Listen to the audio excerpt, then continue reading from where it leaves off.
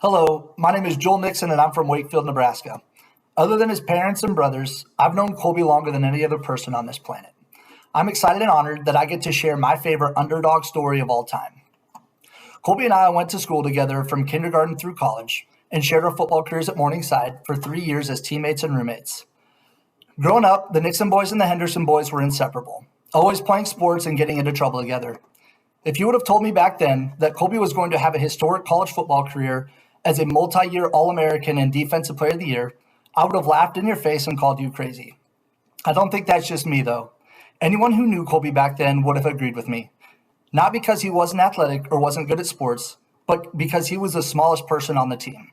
Colby was often overlooked because of his size.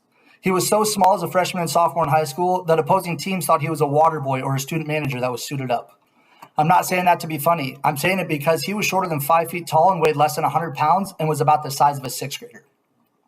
Even though Colby was so small, he worked harder than everyone else and he never backed down from a challenge. Not only did he never back down, he welcomed them. There were times in high school that Colby would step in for tackling drills and try to get on the field against varsity players knowing that he was going to get pummeled, but he did it anyways. The summer between our junior and senior years, God decided it was time to start blessing Colby with some height. He got his chance our senior year, and he made the most of it. Colby made big plays all season long, the biggest plays coming in the state championship game in front of college coaches. Because that's what big time players do.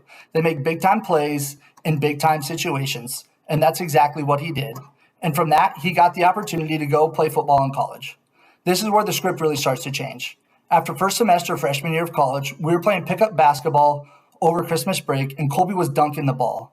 I had never been so confused in my entire life. The last time I played basketball with him, I honestly don't think he could touch the rim, and now he was dunking with ease. This was the moment that I knew Colby was going to be an absolute force to be reckoned with. To this point, I was still trying to get over the fact that he wasn't a runt anymore, let alone flying through the air and blocking people's shots off the backboard and dunking a basketball. Thankfully, Colby wasn't appreciated as he should have been at Kearney, and he ended up here at Morningside. This is when things really started to get fun. Colby wasn't a runt anymore. He was just a loudmouth with braces and missing teeth and talking trash to anybody that he came into contact with. Come on, Colby. Did you really think that I was going to go through this whole story without getting a shot in? Colby played cornerback and I played wide receiver, so we went at it every single day in practice. This time, it wasn't like when we were kids, where I was always the one who could control Colby and do whatever I wanted against him without much resistance. Not only had I met my match, but I was outmatched. Colby was faster, stronger, quicker, and more physical than me. We always challenged each other and made each other better. He never wanted to let me beat him again, and I was still trying to hold on to thinking that I was better than he was.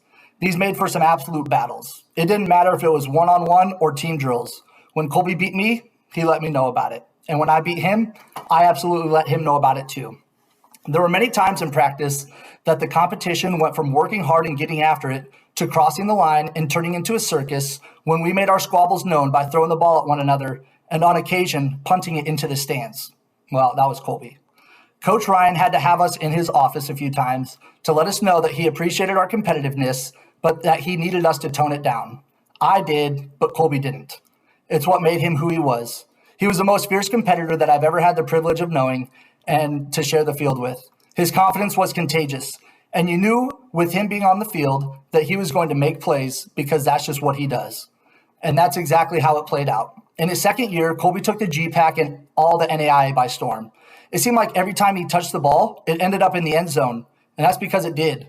Colby led the nation in interceptions and returned more than half of them for touchdowns. They were literally like video game numbers. There were times when he had absolutely no business scoring, and he still would. Like against the Doane Tiger Cubs, when he was guarding one of the best receivers in the country, and he intercepted the ball, and he ran it back over 100 yards for a touchdown. In that same game, he blocked a kick. Because what do we eat? Tiger meat. And how do we like it? Raw. Or the other time against Dakota Wesleyan, when Colby was blocking on a punt return, and our returner fumbled the ball, and Colby picked it up and ran it for a touchdown. He was an absolute maniac. The next year, our senior year, everybody in the GPAC knew who Colby was, so nobody would throw the ball his way. Because why would they? We knew we still needed the ball in his hands, so he played receiver and returned kicks too. As you can imagine, Colby and I loved this and had a ton of fun. I moved to quarterback and he was playing receiver as well as corner. Like the previous year, it seemed like every time he touched the ball, it also ended up in the end zone, whether it was a screen pass or a go route and him outrunning everyone. One of my favorite memories from that year is when we were playing against Nebraska Wesleyan, and it was the first play of the game. We had practiced it all week. If they were in a specific coverage, we were going to check to a screen pass. Otherwise, Colby was going to go on a go route. As soon as we broke the huddle and ran onto the field, I told Colby, I don't care what coverage they're in, you're running a go route and I'm throwing you the ball. Sure enough, they were in the coverage that we should have checked to a screen. But Colby and I looked at each other and smiled. He ran that go route and it was 80 yards for a touchdown. Colby was the most feared player by opposing teams on both offense and defense and special teams.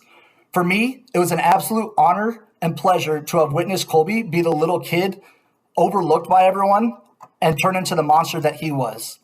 Colby, on top of all the nice things I've said about you, you truly are a better friend than you were a football player. I'm grateful to have shared the field with you, but even more blessed to call you my friend. Congratulations on your induction into the Hall of Fame. I love you, brother.